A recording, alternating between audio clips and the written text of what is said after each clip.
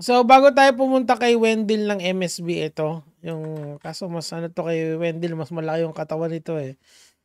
Siguro hinahanap na siya ni Foreman. Anyway, ito po yung ano, tawag dito, yung refund policy ng MSB. Now, pinapakita ko lang sa inyo para ipakita sa inyo, para i-notify kayo na kung gaano kahirap magpa-refund sa MSB. Ito, refunds are solely applicable upon completion of the training and diligent execution of all assigned tasks with the absence of desired outcomes. Okay? Requests of the refunds are only valid within 30-day window. Okay? So, meron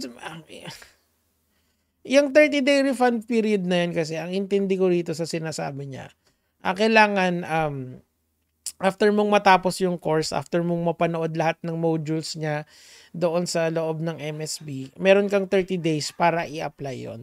Now, this is where it gets really, really hard, especially if baguhan ka pa lang sa gig industry or sa freelancing industry. No exception will be made for circumstances such as emergency. So kahit na matayan ka, hindi ibabalik sa iyo yung pera mo. Ito, you must build a fully functioning portfolio with one service ready to be sold. Meaning to say, kunyari, either video editor ka, o video editor, or isa kang virtual assistant, or the many sa gig community. Dapat lahat yan nandyan. And you must reach out and offer your service to 200 clients. So, kailangan mong kumausap ng 200 clients, and this is the thing that you have to show Franklin Miano bago niya isole yung 7,000 pesos mo. You must interviewed by 20 clients, screenshots or video. Okay, so kailangan patunayan mo na after nag-reach out ka sa 200 clients, tapos in-interview ka ng 20 clients about sa service mo. This is how hard it is para makakuha ka ng para ibalik niya sa yung refund niya. All of these are in his terms and conditions, okay? And pero tsaka na natin i-analyze yan. Binibigyan ko lang kayo ng general preview kung bakit nahihirapan yung mga tao na magkumuha ng refund sa kanya. And well, according to this contract, you sign this, ibig sabihin legal to. Okay? And ito yung mga tao na nag-give up na lang sila doon sa doon sa idea na pwede pa nilang ilaban to.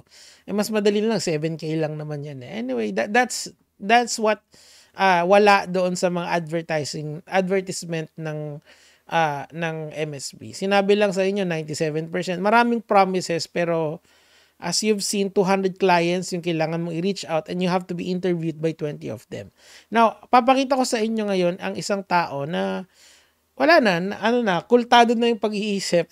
Yung critical thinking tinapon na sa basurahan, at imbis na questionin niya kung bakit ganun kahirap for a beginner, sisi niya na lang sarili niya, i-gaslight niya na lang yung sarili niya. Well, that's his opinion, ganun talaga. Pagtawanan na lang natin ng sabay-sabay. Wala naman siyang magagawa eh. Tuloy natin. Ano nga ba ang MSB? Yan ang tanong ng karamihan. Ngayon, this is what I'm trying to prove sa inyo. I'm showing you evidence and research na there are anomalies dito sa MSB na to that I think would affect yung general outlook ng mga tao dito. Pero that is neither here nor there. Tsaka na lang natin pag-usapan yun. Okay? Pero anong opinion niya? Ako ay part din ng MSB community, at hanggang ngayon wala pa rin ako. Bakit wala ka pang results? According to Franklin Miano, in 30 days time, kasi yun yung binigay niyang window period dito sa MSB na to eh. Kailangan meron ka ng kliyente. So, dapat, after mong magawa lahat, after 30 days, meron ka na dapat client. Pero anong nangyari? Tuloy mo. So, ibig sabihin ba nito, in-scam na ako? Alam mo, if someone overpromised you something, doon pa lang dapat magtaka ka na eh.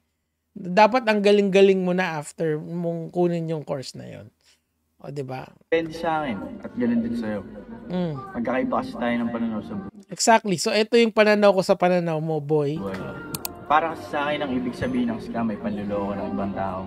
Okay. So ito ba, tatanungin kita, idol. Tanong lang naman. Kapag ikaw ay nagsabi ng mga bagay na hindi totoo or naglagay ka ng peking credential sa resume, yun ba ay pangloloko or hindi? Mr. Wendell ng MSB, sagot, yes or no?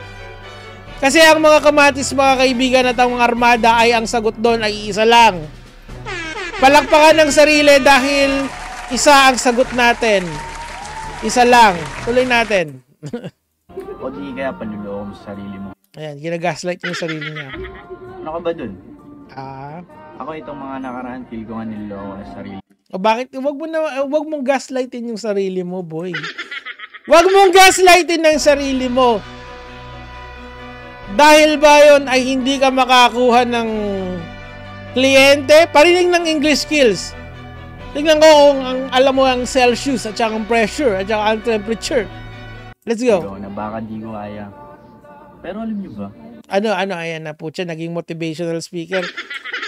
Baka gusto mong makilala ang aking isa sa mga laging kino-content na si Rendon Labador.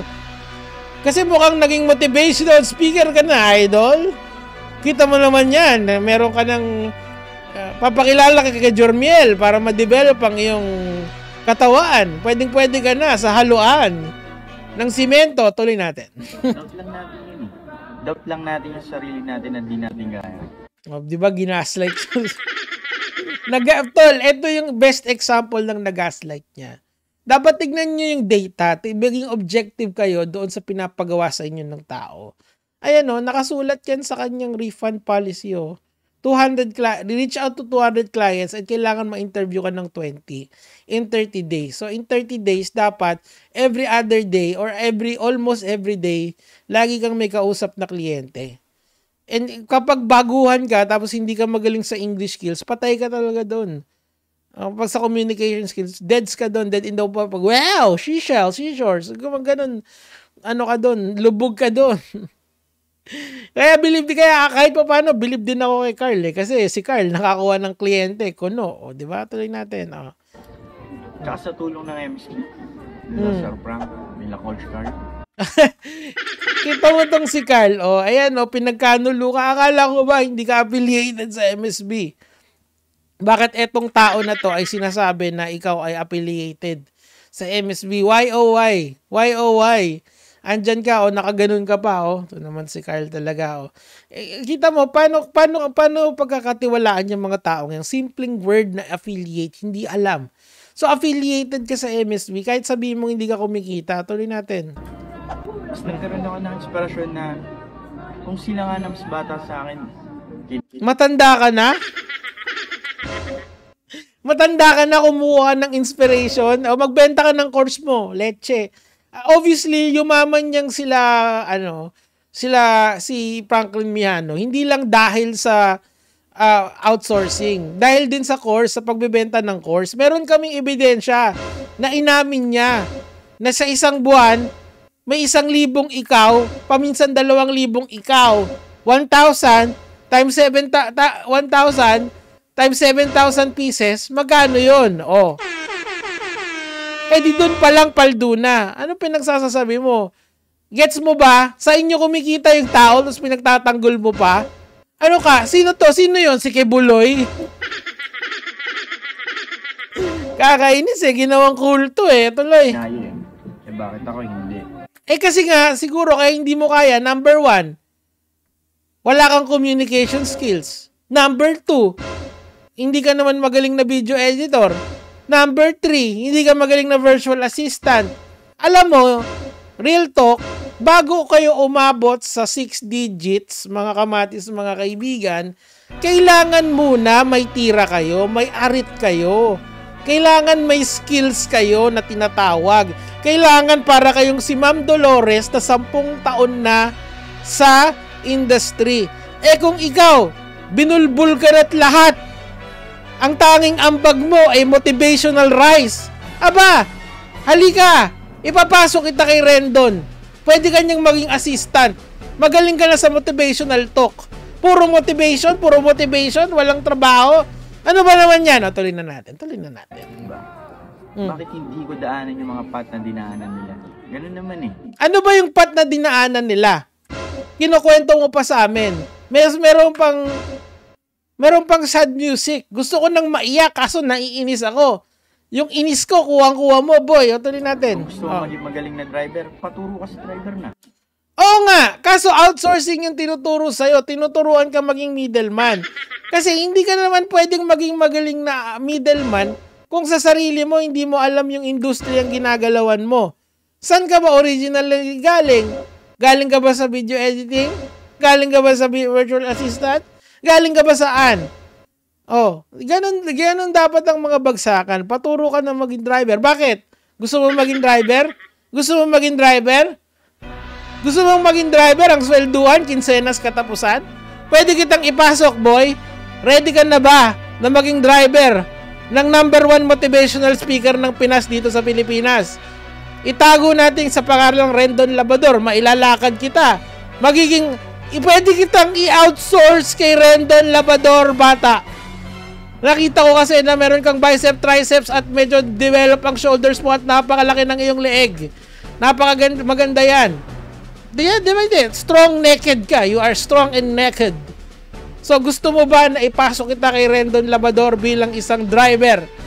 Doon hindi ka na niya kailangang turuan dahil mukhang magaling ka naman.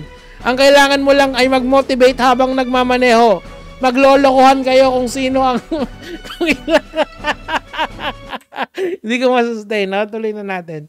Pero ito tandaan nyo. Oh, ano tatandaan? Tayo na dapat angatan. Sino? Yung sarili natin kahapon. Oh, yun. Pucha, ginaslight yung sarili. Tingnan mo kasi kung kaya mong gawin yung pinapagawa niya. Kung hindi talaga kaya, sabihin mo. Dapat, coach, hindi ko kaya kasi yung 20 clients per day. Una, nahihirapan ako sa schedule, nahihirapan ako sa kung paano magsalita, ganyan. Yun yung mga motivation na ganyan. Kailangan din may gawa yan, boy. Okay, sige. Oh, yun lang naman. Panoorin nyo na lang siya yung kabuuan. Wala na rin ako masabi. Naawa lang ako eh, gaya mga lods.